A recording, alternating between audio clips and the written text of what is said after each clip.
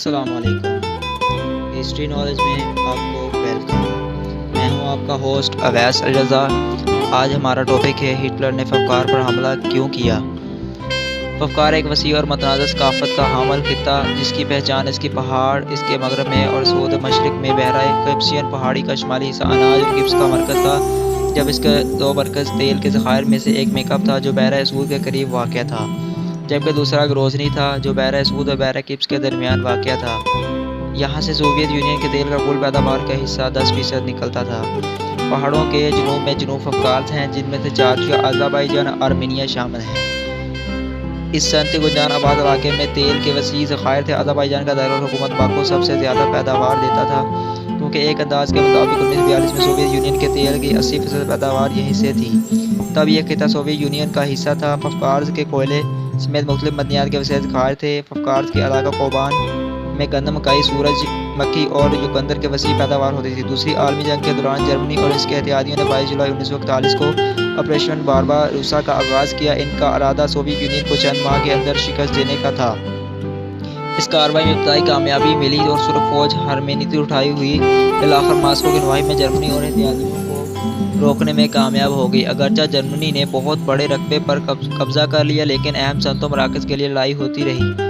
1941-1942 के मौसम सरमा में सोवियत यूनियन ने जवाबी वार किए और मुतअद्दिद कामयाबियों के बाद मास्को के सर पर नाज़ियों की लड़कती हुई तलवार को हटा दिया। शिकस्तों के बावजूद हिटलर ने जारहाना कार्रवाइयाँ जारी रखना चाहता था। इसके लिए उसे फ़फ़कार के तेल के ज़खायर की ज़रूरत थी। फरवरी 1942 में जर्मनी फ़ौज की आला सतह क़यादत ने बारबारोसा में नाकामयाबियों के बाद फ़फ़कार को अपना बुनियादी हदफ बना लिया। 5 अप्रैल 1942 को हिटलर ने एक मनसूबे के ख़ुद वाज़ेह किए जिसे गैस ब्लू के नाम से जाना जाता है। हिटलर को अपनी जंग जारी रखने के लिए इन वसाइल की अशद ज़रूरत थी। जर्मनी में 3 लाख टन तेल सालाना खर्च होता था, जिसमें 85% दरामद किया जाता। ये ज़्यादातर रियासत हाई मुत्तहदा अमेरिका, वेनेज़ुएला और ईरान से दरामद होता था। सितंबर 1939 में जनूब दूसरी आलमी जंग का आगाज़ हुआ था, तो बरतानवी बहरिया ने अमेरिका, ब्राज़ील और मशरक़ी वसती से जर्मनी का राब्ता मुनक़ता कर दिया। इसके बाद इसका नासर यूरोपीय मुल्क रोमानिया पर था। 1941-41 तक अपने ज़खायर का तकरीबन ख़त्म हो चुके थे। बर्स के तेल में फ़ीसद रोमानिया से होता था, 75% था। रोमानिया के तेल के ज़खायर पर हमला और वसाइल की कामयाबी खदशे नज़र पेश हिटलर ने हुकूमत अमली अपनाई कि रोमानिया का तहफ़्फ़ुज़ करने के साथ साथ नए ज़खायर को हासिल किया जाए ताकि जंग को जारी रखा जाए। और आखिर में रोमानिया ने हिटलर को खबरदार कर दिया कि इसके ज़खायर ख़त्म होने के करीब हैं और वो जर्मनी की ज़रूरत पूरी करने से कासिर है। इसलिए जंग में वसाइल आने के बाद सोवियत यूनियन के तेल के ज़खायर जर्मन सैन्य फ़ौज के लिए इंतहाई अहम हो गए। दूसरी आलमी जंग में 28 जून से 24 जून तक 1945 के दरमियान जर्मनी के फ़ौज ने जनूबी रूस में एक बड़ी जंगी कार्रवाई की जिसे गिब्स ब्लू के नाम दिया जाता है। ये गुज़िश्ता बरस की जाने वाली ऑपरेशन बारबारोसा का तसलसल था ताकि सोवियत यूनियन को शिकस्त देकर जंग से बाहर किया जाए। इसमें 2 तवील हमले किए गए। इनमें से एक जर्मनी और दूसरे इत्तेहादियों के दाएं रास्ते की जानिब से बाकू के तेल के कुएं पर हमला किया गया। ऑपरेशन एडर का नाम दिया गया। दूसरी जंग स्प्रेड की तरफ से दी गई वबाका के साथ किया गया, तो जिसमें ऑपरेशन यहाँ कहा जाता है।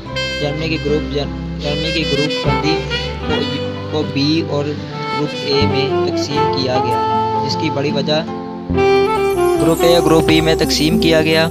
ग्रुप को ए को फ़फ़कार के पहाड़ों को अबूर करके बाकू के तेल के कुएं तक पहुंचाने का काम दिया गया, जबकि ग्रुप बी ने वबाका के साथ अपने साथ दस्तों को हिफाजत करने के लिए 13,70,287 सिपाहियों पर मुश्तमिल ग्रुप जनूबी ने 2035 लिफ्टरों, जंगी तैयारों और 134 टैंकों और स्लट गन्स की मदद से 28 जुलाई हमला किया और पहले ही रोज़ 17,15,000 सिपाही पर मुश्तमिल सोवियत यूनियन को 134 टैंकों और स्लट गन्स की मदद से 28 जुलाई हमला किया और पहले ही रोज़ 17,15,000 सिपाही पर मुश्तमिल सोवियत यूनियन की सुर्ख फौज को धकेल कर 48 किलोमीटर तक अंदर घुस गए।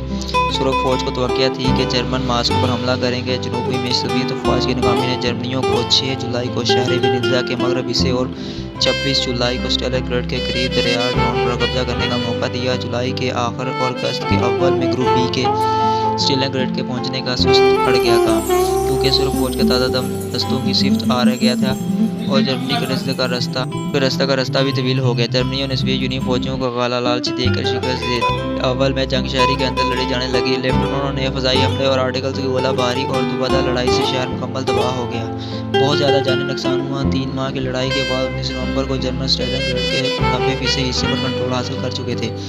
जनूब में ग्रुप ए ने 23 जुलाई को कब्जे रोस्टोव पर कब्जा कर लिया और आगे बढ़कर पैराकिप्सियन के साहिल पर 9 अगस्त को मेकअप के तेल के कुओं को और 13 अगस्त को अल्स्टा के तेल के कुओं को तबाह कर दिया। सोवियत यूनियन की शदीद मज़ामत मकबूजा पोलैंड पोलस्तानियों के सबूसा और रसद की तवालस के बायस जर्मनी बाकू के तेल के मराकज़ कुएं पर कब्जा का दरवागती मकासद हासिल न कर सके। जर्मन जंगी हथियारों ने क्रोजली के तेल के कुओं को तबाह कर दिया, लेकिन बाकू तक रसाई इनको मुमकिन न थी। एहतियातियों को खदशा था कि जनूब और मशरक़ी जनूब जर्मन में फौजियों की पेश नज़र कदमी ने बरसगीर में जापानी फौजियों से मुंसलिक कर देगी, जो बर्मा में आगे बढ़ रहे थे। अलबत्ता सुर्ख फौज ने ऑपरेशन यूरानस और लटन के बाद स्टेलिनग्राड में जर्मनों को शिकस्त दे दी। इसके शिकस्त के बाद जर्मनी और इसके एहतियाती अफकार से मुस्वा हो गए। सिर्फ कोबान का इलाका किसी हद तक इनके कब्जे में रहा। दोस्तों, ये हिटलर ने अफकार पर हमला करने का मकसद था। हमारी वीडियो पसंद आए तो लाइक, कमेंट, शेयर जरूर कीजिए और हमारे चैनल को सब्सक्राइब जरूर कीजिएगा।